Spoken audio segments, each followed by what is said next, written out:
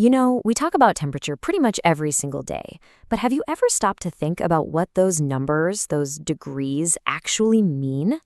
And why on earth do we have so many different ways to measure the exact same thing? Well, let's dive in and figure it out.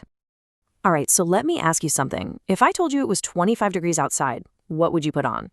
Are you thinking shorts and a t-shirt, or maybe a light jacket? Or are you picturing a full-blown winter coat? Your answer, of course, depends entirely on where you grew up. Right, because that number, 25, is totally useless without a little more info. 25 degrees Celsius? That's a gorgeous day. Absolutely perfect for a picnic. But 25 degrees Fahrenheit? Well, that's below freezing, and you're definitely going to want that heavy coat. So let's finally clear up all this confusion. Okay, before we can even get into comparing the scales, we have to start with the real basics. What is it we're even trying to measure here? Like, on a deep physical level, what is temperature? So, when you get right down to it, the idea is actually pretty simple. Everything, you, me, the air we're breathing, is made of tiny particles that are constantly moving, just jiggling around. Temperature is literally just a way to measure how fast those particles are moving. The faster they jiggle, the more energy they have, and the hotter it feels. Yep, it's all just motion. All right, first up, let's talk about Fahrenheit. Now, I know it seems a little weird to a lot of us today, but you gotta remember, this was a huge deal back then. It was one of the first big attempts to create a single, standard way to measure hot and cold.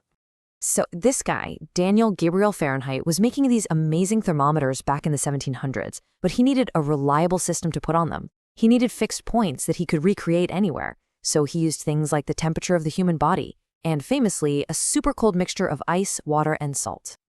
And this is the key thing for most of us, right? On his scale, regular water freezes at 32 degrees. So why 32? It sounds so random.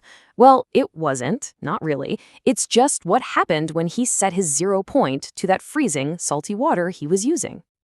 Then, on the other side of things, you've got water boiling at 212 degrees.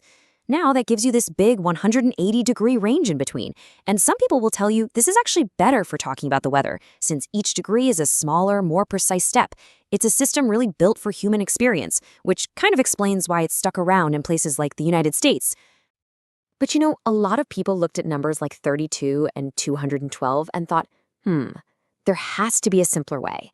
And that thought led directly to a new system, one built on pure logic and the clean power of 10, Celsius. This idea from a Swedish astronomer named Anders Celsius was just brilliant. He was like, forget all this other stuff, let's just focus on water. You know, that thing that's kind of important for, well, everything? And here's where it gets so beautiful and simple. Water freezes at 0. Boom, that's it. No weird numbers, no fuss. It's just a clean, logical starting point that makes perfect sense. And the boiling point? You guessed it, a nice round 100. So you've got this perfect 100-degree scale between freezing and boiling. It's so clean, so easy to work with. It's no wonder it basically took over the entire world of science, and most countries too. Okay, so Celsius is great, right? Super simple. But for scientists, there was still one little issue. See, negative numbers are fine when you're talking about a chilly day, but what does a negative temperature actually mean in physics? You can't have a less than 0 movement, right? So science needed a true starting point. And that's where the Kelvin scale comes in. This one's different. It's not based on water, it's based on energy itself. And on this scale, 0 means 0, like really 0, no heat, no motion, the absolute end of the line. Now, this is a seriously wild idea. Absolute 0, it's the theoretical point where all those little atoms we talked about would just stop completely. It is the coldest anything can possibly get in the entire universe. And get this, in our labs, we can get super, super close to it, but we can never actually get there. So that point, that universal rock bottom, is defined as 0 Kelvin. And since it's the real bottom, there are no negative numbers. How could there be? And that's why this scale is just non-negotiable for scientists working in fields like astrophysics, where you have to know the true energy of things. Okay, so we've got Fahrenheit, the pioneer scale, Celsius, the logical, simple one, and Kelvin, the absolute scale for science. Let's put them all together and see how they really line up. All right, this chart really lays it all out, doesn't it? Let's just walk through it.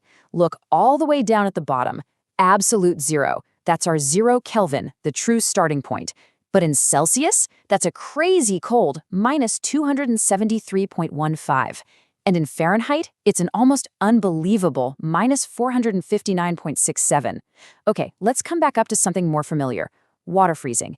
There's our nice, clean 0 Celsius, the 32 Fahrenheit we know, and see, that's 273.15 in Kelvin. Now up to where water boils, 100 Celsius, 212 Fahrenheit, and 373.15 Kelvin.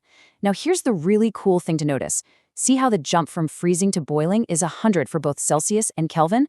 That means 1 degree Celsius is the exact same size as 1 Kelvin. They just start in different places. So after all that, what do you think? If we had to start from scratch today and pick just one global scale, which one would you choose?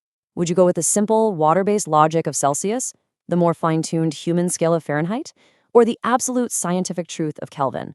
There's no single right answer, of course, but it's clear that the system we choose really does shape how we see the world. It really is a matter of degrees.